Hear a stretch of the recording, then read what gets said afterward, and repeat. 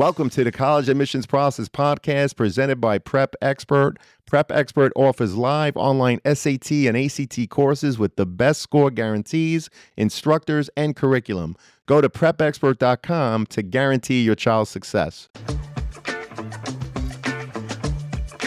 Welcome to The Cap, where we are here to speak with college reps and other professionals in the field of college admissions to help answer all your questions and guide you through every step of the process. So if you're serious about college admissions, you've come to the right place. Are you ready? Let's talk about it. And now, here's your host, Dr. John Durante. Welcome to The Cap, the College Admissions Process Podcast. I am your host, John Durante, and it gives me great pleasure to introduce to you today Dr. Ramon Blakley, who is the Interim Director of Admission for the University of Texas at Austin. Dr. Blakley, thank you so much for being here today. How are you? I am doing well. Thank you so much for having me. And, thanks for doing this. This is cool. I haven't done a podcast in a little bit. Thank you so much, Doc. Well, it's really cool to have you. And I want you to know, and the listeners to know, that my interview with the University of Texas at Austin was episode 63. That was the first interview with UT Austin, wow, which, by the way, was released back in August of 2022. The episode received one of the most downloads of all episodes and was actually shared again as part of our Playback Wednesdays, which we do highlight the most popular episodes each summer. Since the original release date, have there been any new initiatives, perhaps in the areas like sustainability or technological innovations like AI, that our listeners should be aware of? Well, first of all, like I said before, thank you so much for having us. And most of all, thank you for providing this resource for students and families. There indeed have been a lot of changes in all of higher education since August of 2022, but particularly here at UT Austin. But I'll tell you one thing that's been constant, and that is that we are still committed in serving the needs of the state through education, research, and innovation. And there's a pathway to benefit everything that's created here, just about for everyone. And so we've really been honing in on providing more resources. And one program in particular that's brand new is our new robotics program. We just are starting that program. It's more of an honors program, an interdisciplinary program that allows students to really expand into the world of robotics and artificial intelligence. But there's so much that we can talk about that's been new since 2022. Well, that's awesome. Thank you so much. Yeah. And let's dig a little deeper in terms of Sure. some popular programs.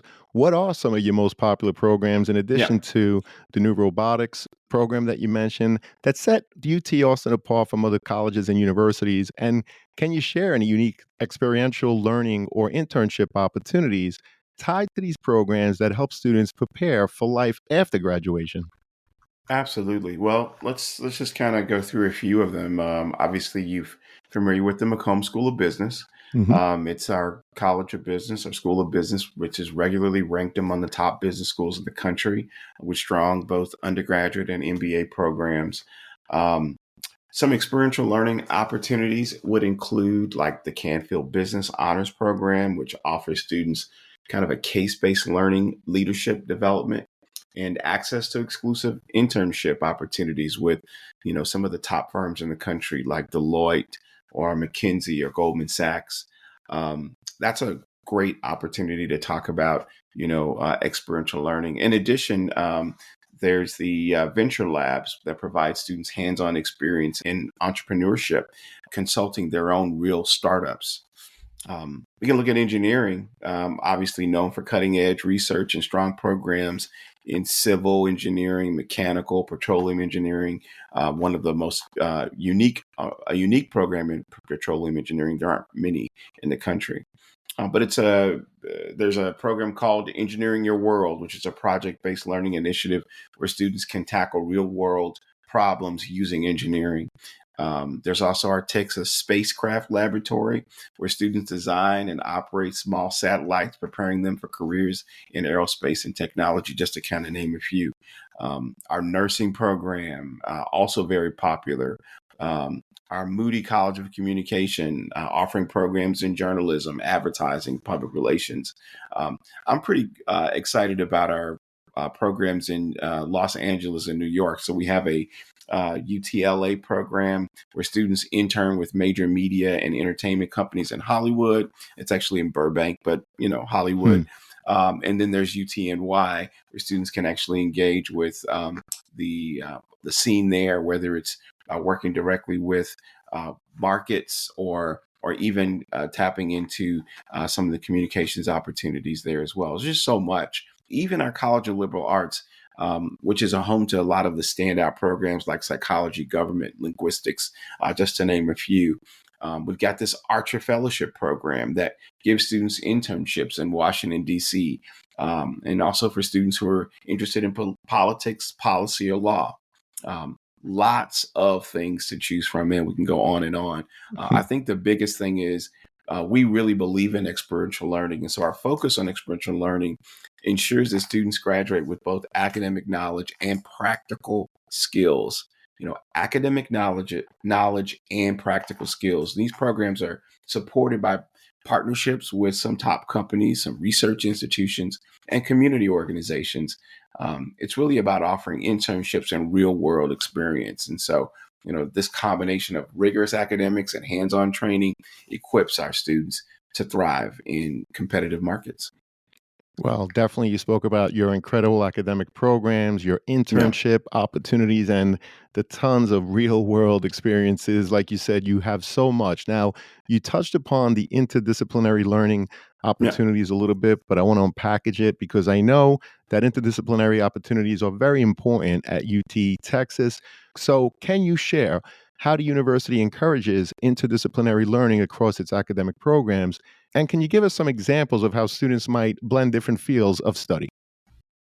Yeah, well, absolutely. Well, the way that the world works, the way that the world of work works is, it takes several disciplines that you're using on a daily basis. And so I think several of our majors are interdisciplinary in nature.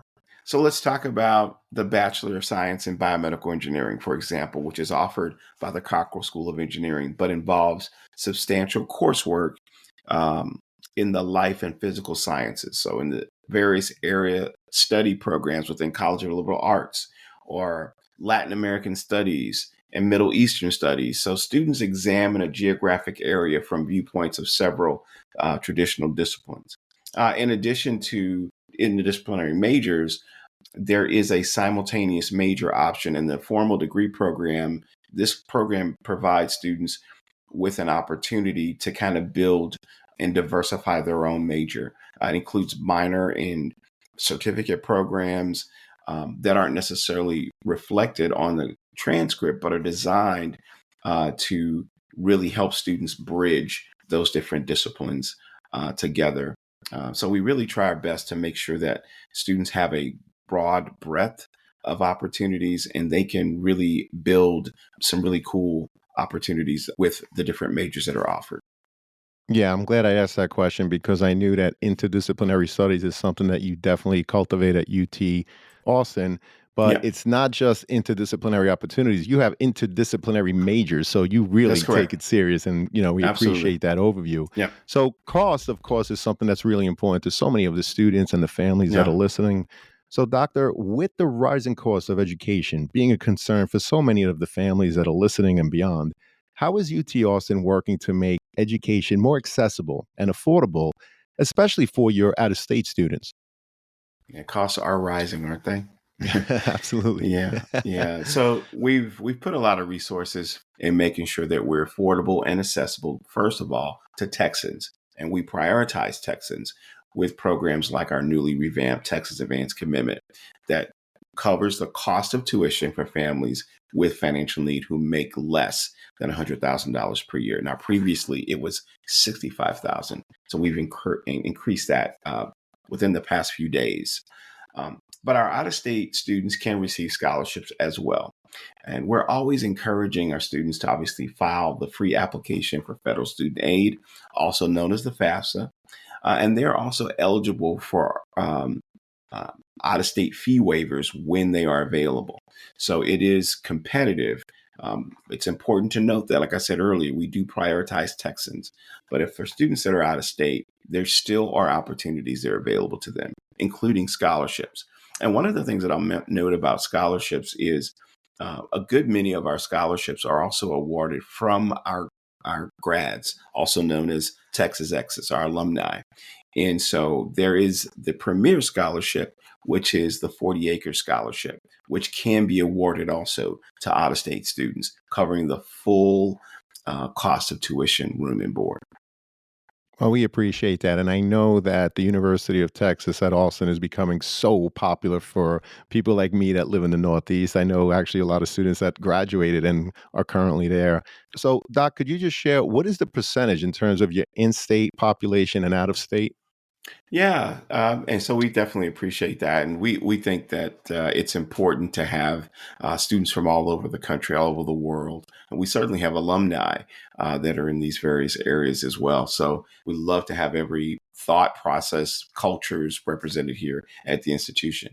But about 90% of our students, particularly in the freshman class, will be Texans, and 10% will be either out of state, so basically other, domestic students who are not Texans, or international. Well, I appreciate you sharing that data. And I Yeah. just want to point to that because we talk sometimes about institutional priorities, which is something that a lot of people don't Yeah. understand. So you could be an out of state student, A plus average, president of the senior class, and for whatever reason, you're not accepted to UT Austin. Now, you might think it's something that you did in your application, but I'm willing to bet with those numbers where they have an institutional priority that no more than 10% are going to be from out of state, and that includes international students. Not everyone is going to be admitted. And again, I'm willing to bet that the first 30%, if you will, that are not admitted from out of state, their profiles are probably very similar to the students that are admitted, except that you have that cap of 10%. So students don't think that just because you get rejected, it's something that you definitely did. It could very well be because of an institutional priority, such as this one, where they accept 10% of out of state and international students. Is that correct, Doc? That's a great way of putting it. And also, even for Texans, we we have to say no to really strong students across the board.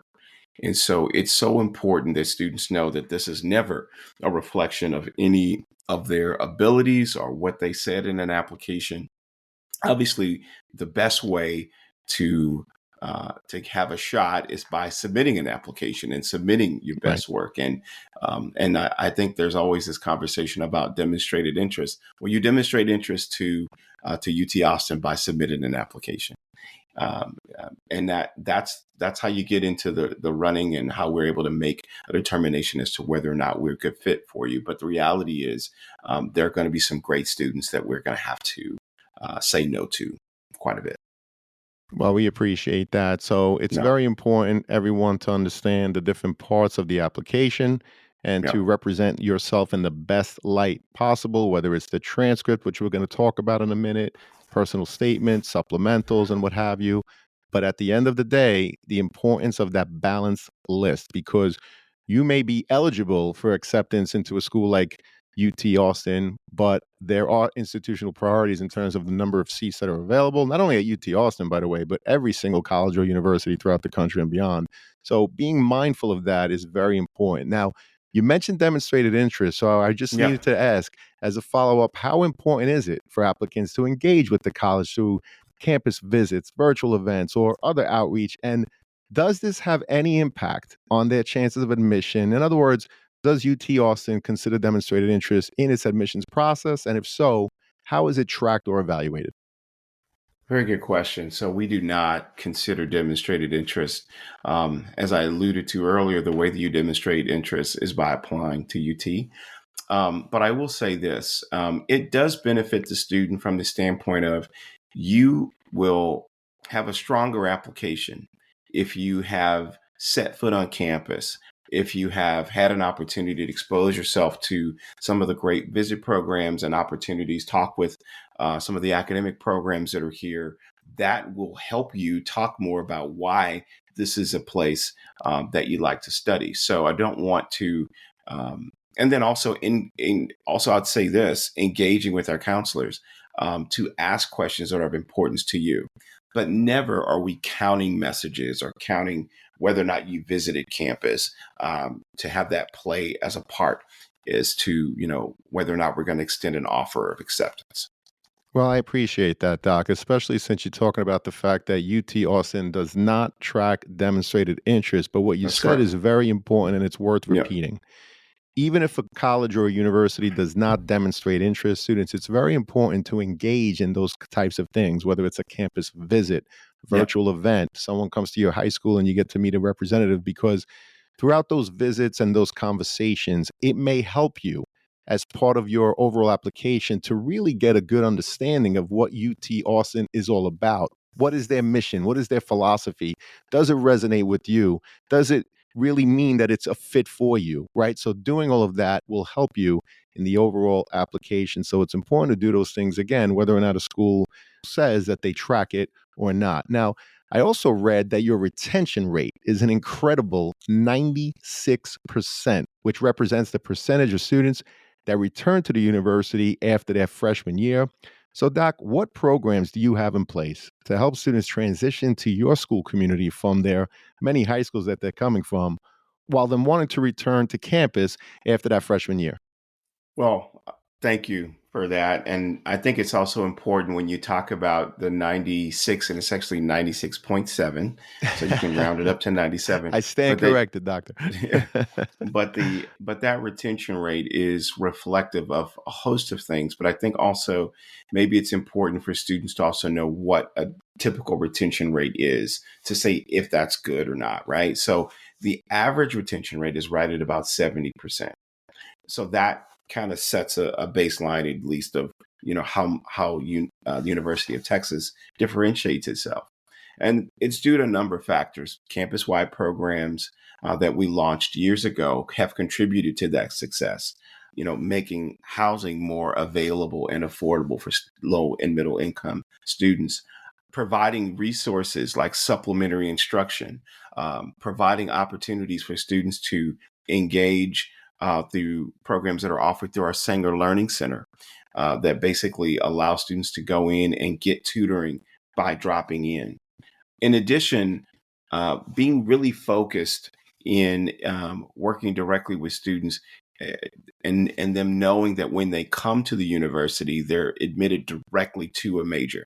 So we don't have any of the pre-majors opportunities where students can come in and decide if they're going to be admitted into a major.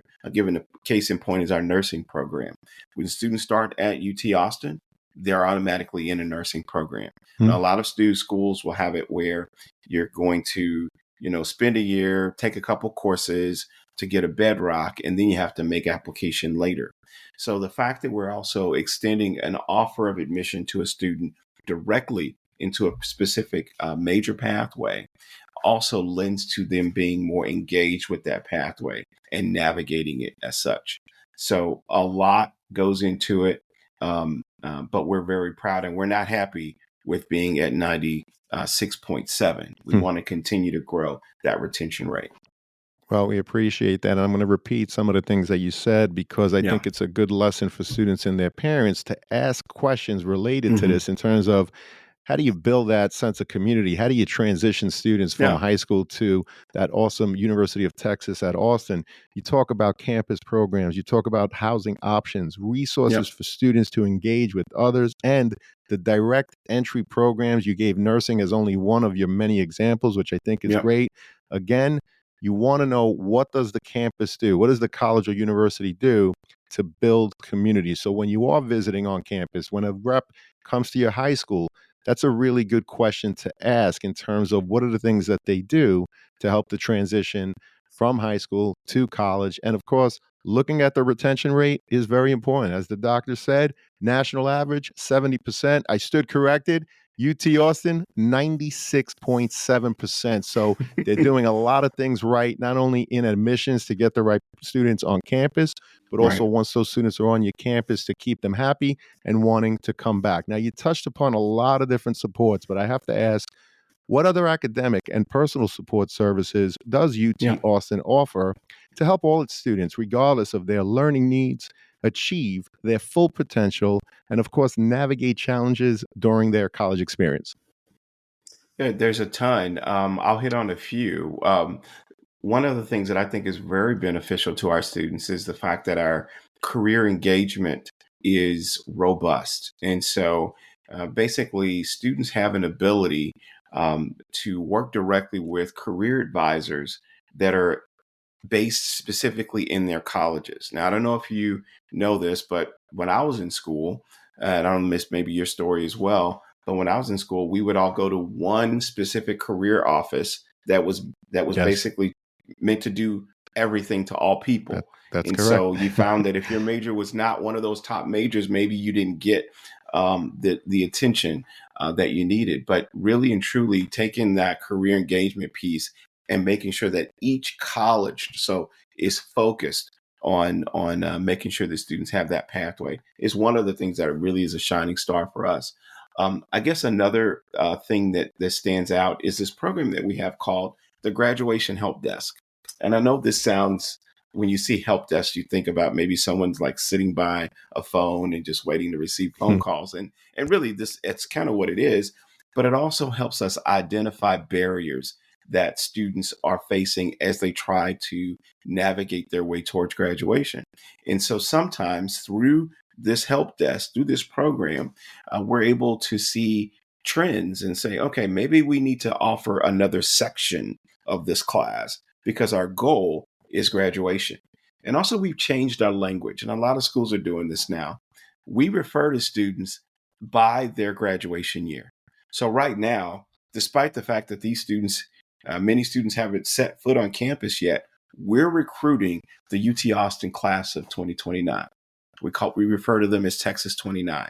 So getting that mindset behind the idea that you're Mhm. going to be walking across the stage in 4 years and this is your class. We got a few traditions that kind of also speak to that. We do this big thing called Gone to Texas.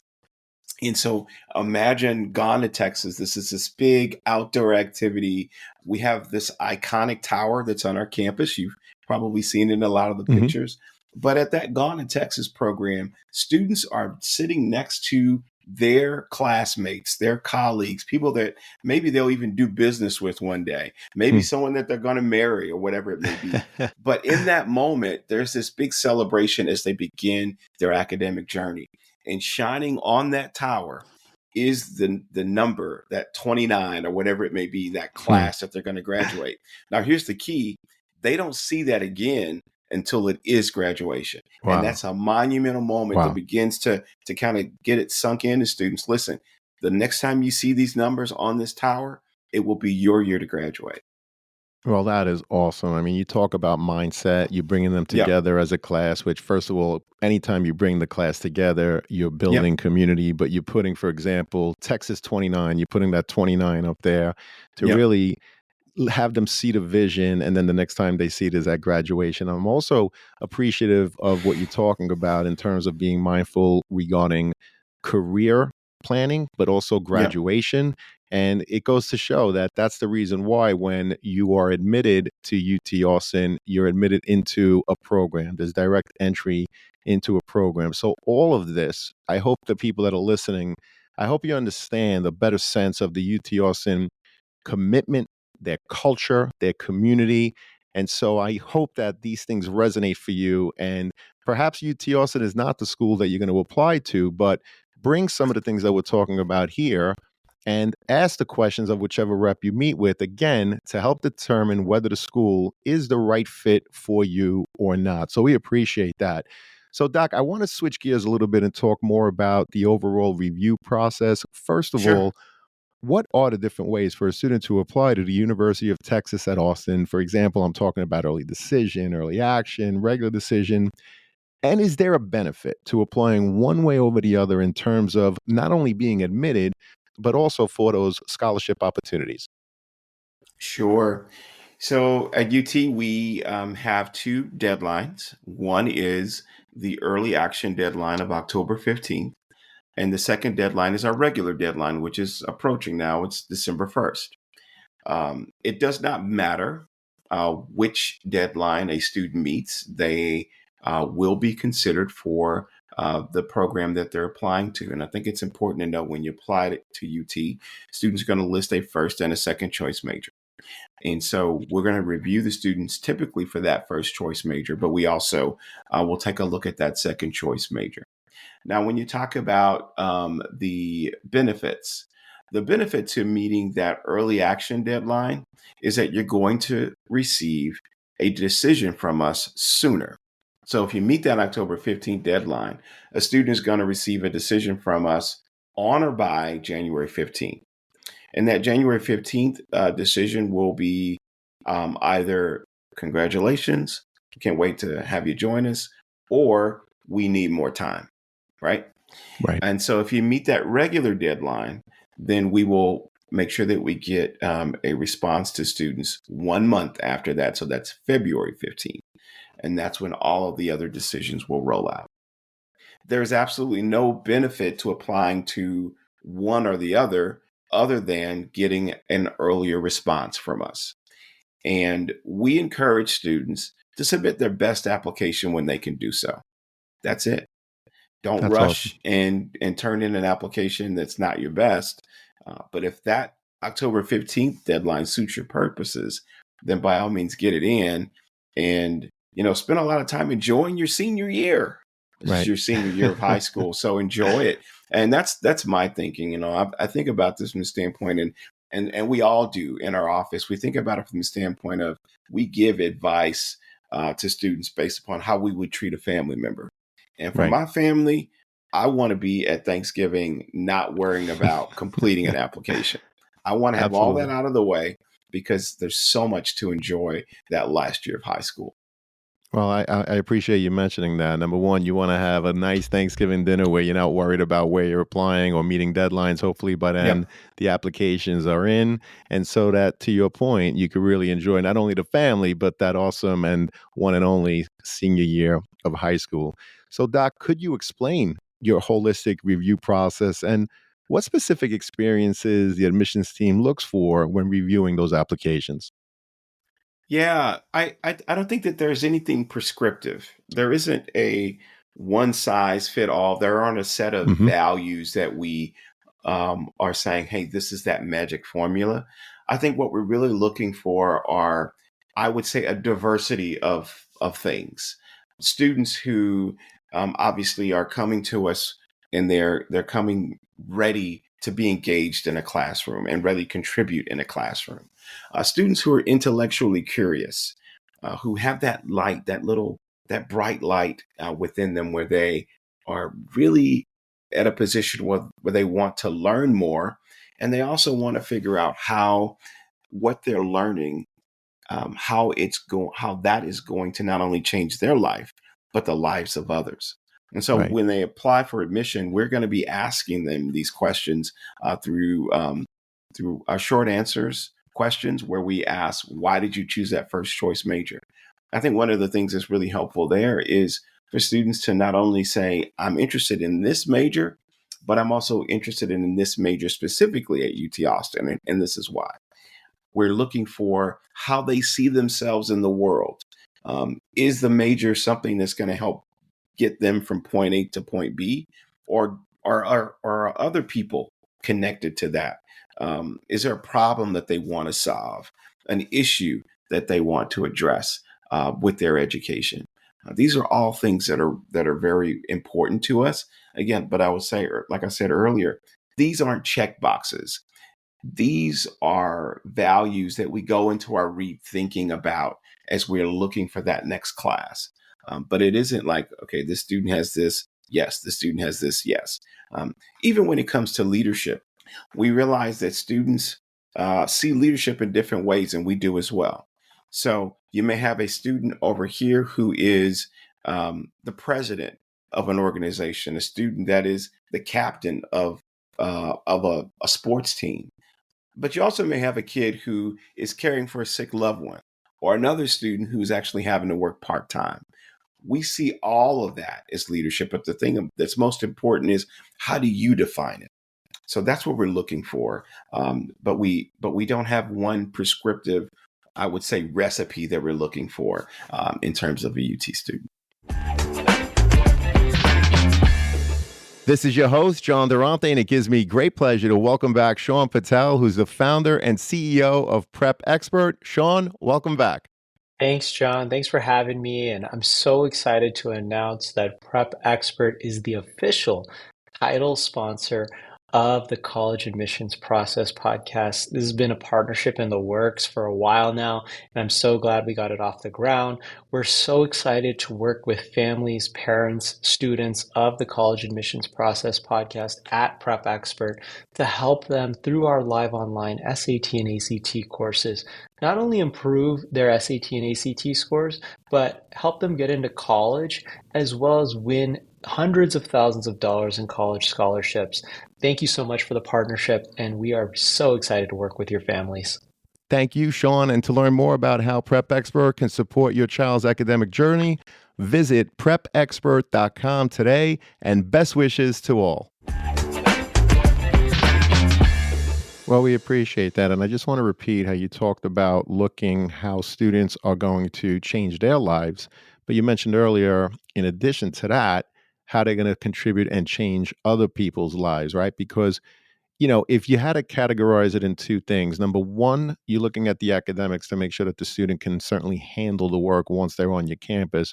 But you also want to see that you're going to have a diverse community of different people. Maybe it's someone who's into the athletics, maybe it's someone who's into the humanitarian affairs, so that you could build that community. But again, I repeat, you looked at what is a student going to do to contribute to their own life, but how are they going to help others? Because you want people that are going to, frankly, make that awesome UT Austin community, embrace it, and frankly, make it better. Am I right, Doc? 100%. I couldn't have said it any better than that. Fantastic. So, speaking about the academic piece of this, the transcript is obviously a key component, right? In terms of Yeah. that academic review portion of the overall application. So, how does UT Austin weigh course rigor versus GPA in the admissions process? And do you give preference to students who challenge themselves with advanced coursework? In other words, no two GPAs are alike. Not every That's GPA is correct. created equally. So, what do you have to say about this, Doc? Yeah, we believe in context. And Hmm. so every student is read in his or her own context. And that means also what's offered at the high school. We're very curious as to how a student attacks the rigor that is available to them at their specific high school. And so, in some cases, students are at schools that are maybe underserved, and they don't offer a what we would consider the blue ribbon rigor that's available at some high schools, and that's okay. But then there are some students who are at schools where there's a lot that's being offered, and so we want to see how a student performs in that specific context, the resources that are available to them. And so when it comes to GPA, we obviously take the GPA and we do our own thing with the GPA, but the GPA and the read are two separate things. But for that read, our team knows to look for like school profiles. They know to look for you know learning what that specific scale is at that school, and then really looking and seeing how this student compares to other students. And the same thing could be said for standardized test scores.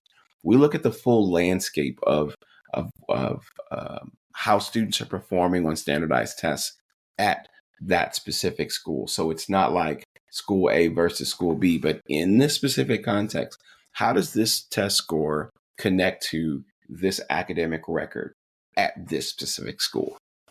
Well, we appreciate that. Another piece of the overall application, of course, is the personal statement. Right. So, what are some common pitfalls students should avoid when writing their personal statement? And can you share examples of how a unique personal story really elevated an application? Absolutely. Okay. So, first of all, we've expanded the long essay to be whatever a student wants to share with us. And I think one of the great things about that freedom is that students have the ability to choose from any topic that they want. We obviously want to make sure that we remove barriers and not add an additional um, checkbox for them to choose a specific topic that we are prescribing. So for that long essay, It's whatever they want to share with us. And I think it really is something that a student should consider as kind of an interview. Since we don't do personal interviews, this is an opportunity for us to not only A, learn what the student wants to share with us, but then B, also to hear from them in their own voice. So that long essay definitely accomplishes that. And I've read some really great ones through the years that really and truly help me um, supplement or connect with the academic record and all the other things that I've read, who this student specifically is. And then we've got our short answer essays. And those are really specific questions that we have, things that we want to know specifically about the student. And we're very direct about it. For instance, the first one is why did you choose the first choice major that you chose? And obviously, we know students have an array of majors that they can choose from. So we want to know why this particular major is of interest to them. And so we're looking for, as I mentioned earlier, why this is something that they want to study at UT Austin as well. And the second prompt is really another opportunity for students to shine a light on things that they care about. So many of our students will submit a resume, and that's not required, but we know that students have been involved in different things. And so that's one of those optional items is a full resume. But on the application, you have an opportunity to list activities. But we want students to think about the activities that they've been involved in, both in and outside of the school, and write and share with us one that they're most proud of and why. And so this could be an extracurricular activity, a club organization, a volunteer activity, a work or family responsibility. Again, another opportunity. Now, the pitfalls, to answer the question specifically, that students take is that instead of using this as an opportunity to really introduce us and have that interview with us, they instead are coming from a posture of what is it that I think the University of Texas wants me to say? Or what type of student? Let me write from a perspective of what I think a typical UT student should be saying. And instead of using it as an opportunity for authenticity. So again, to state back for the audience, we're looking for authenticity.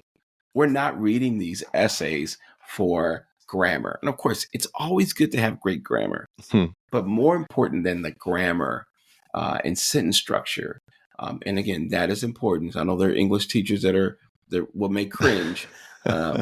That's important. But the reality is, we truly want to get to know who that authentic student is on the other side of that app. And sometimes, um, kids just don't get that, unfortunately. Well, I appreciate that. You said a lot of great things in that response, and I want to repeat one thing in particular. Students, what you should not do is try to determine what is the typical applicant. In other words, what is it that the admissions representatives want to hear from a typical applicant to UT Austin? And the reason why is because if you're just like every other applicant, your authentic self is not going to come out, right? So, as Doc mentioned, you want to be authentic.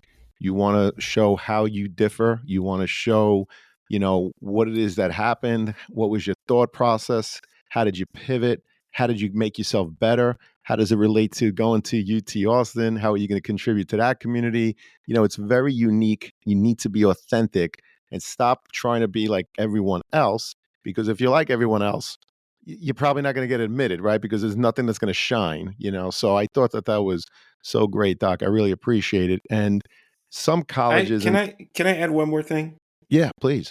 Okay, I'll say this too, because a lot of times when we're in these spaces and we're sharing this information, it really causes a lot more stress to students than we mean for it to, right? Hmm. And so, um, it's almost like, and you do this, John, that this is like families go into this process adding stress to their sons and daughters as well. So it's always like, hey, how can we demystify? How can we make this a lot easier? How can we explain it? And then there's some things that happen to students in their academic record that they don't think, wow, should I share this? So I want to elevate one thing, and that is Please. that despite everything that we've shared regarding this application process, there's also an optional opportunity for students to give us more information, particularly if there's some special event or circumstance that they feel may have impacted their high school academic record or their performance. An opportunity to be honest. And because I say that, because John, I think a lot of times students don't want to admit or to explain why this grade over this grade, or maybe they were on this pathway and then something happened. I think one of the greatest things that's a term that we all say, but I wonder if students ever really latch onto it, and that's grit. Hmm. How did you face an issue or a challenge, and how did you overcome it? And how do you talk about it? I think that's very important. So we do have that optional answer that's there, optional short answer question that students can use as well. And it's another way for you to continue, for students to continue that conversation. Well, I think that's great insight and great advice. Absolutely. Show your grit, students. Don't be That's right. afraid to talk about, you know what, you got a C plus in ninth grade. It's okay. Explain Yeah. why. Maybe something happened with you, a relative, something else. Anything that you do not share with the admissions representatives, you're leaving it to them to speculate as to why. So Well said. Well yeah, well, said. but you too, well said in terms of taking that opportunity to write something in that optional essay portion, right? If something Yeah. happened, explain it. Otherwise, again, you're leaving it to the admissions representatives to speculate. So, another thing that I wanted to ask about, Doc, for listeners who may not be familiar with something called the Common Data Set, Yeah. can you explain what it is and how prospective students and their families can use this resource to better understand key aspects, for example, of UT Austin, such as admissions data, financial Yep. aid, and even student demographics? Yeah. Thank you for asking. So there are requirements that we have to give reports to the Department of Education and to make available um, on our website, but also on national websites that really can give a student a good, clear picture as to um, a number of things. What are the outcomes of our students? What is the makeup of our student body? What from a academic standpoint, so many data points are there. And I think one of the greatest ways to get to the common data set, or what we would report, would be through the a website called College Navigator. So this Hmm. is a national site.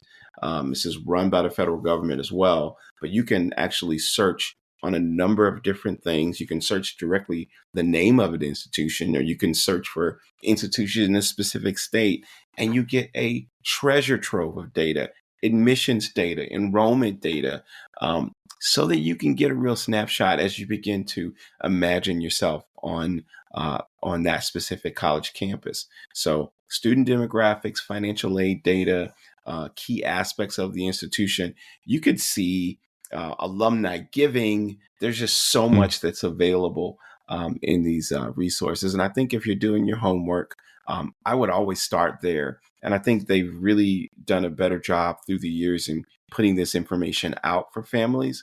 I think a lot of families I think more and more families are using it, but I like to get at the common data set specifically through the College Navigator, because I feel like in that specific space, it's really put together for students who are in this college search process. Well, that's terrific. And we could definitely link College Navigator in the Yeah. show notes along with the information that you want to share regarding UT Austin. And if all Okay. else fails, you could just search Common Data Set, insert the name of school, That's obviously, right. University of Texas at Austin. It reminds me of a lot of families that ask me when their child gets waitlisted, for example, oh my God, what are my chances? Many of the common data sets actually offer that as well. The number of students who are accepted, the number of students who attended, but also the number of students who, yes, were put on a wait list and what was the percentage that ended up getting an acceptance from that wait list. So there's really a lot of information there, and I'm glad we Yep. shared it so that it will hopefully help students and their families through the college admissions process. Doc, this has been a phenomenal conversation. We're almost Oh, at the thank last you. question, but before we Yeah. get to that, I always have to ask, are there any questions that I simply didn't bring up today or any topics that didn't come up that you'd like to share with us now?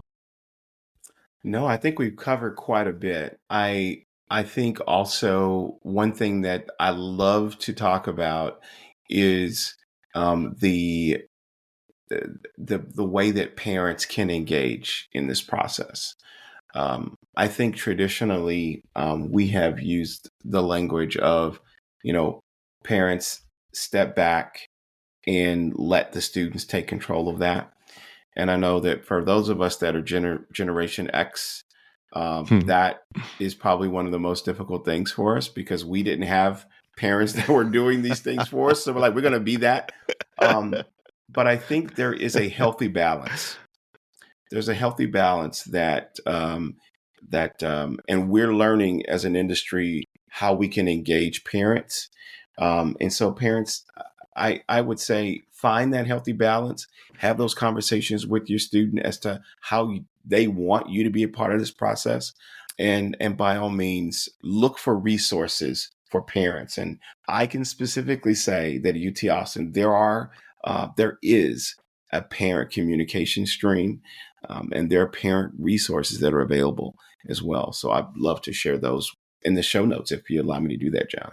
Absolutely. That would be my Yeah. pleasure. Anything that helps the students and their families, Mhm. just send it to me and we'll put it in the show notes. Doc, again, this has been amazing. You already gave so many great pieces of advice, but the last question always is, what are your top 3 pieces of advice you would provide students and their parents getting ready for the college admissions process? Pay attention to deadlines. Hmm. Don't be too, humility is great, but this Hmm. isn't the time for humility. This is the time to really, you know, brag on yourself. And then last but not least, um, don't take it too personal. You mentioned this earlier. There are institutional priorities that have nothing to do with you. Right. And so it is not a reflection of who you are, whether you get a yes or a no. And that's those are the three things that I would share for sure. Yeah.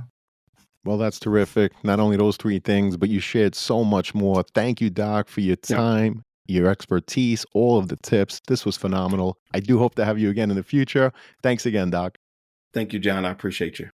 Our pleasure. We appreciate you. And to everyone out there, good luck with the college search. Take care, all, and best wishes.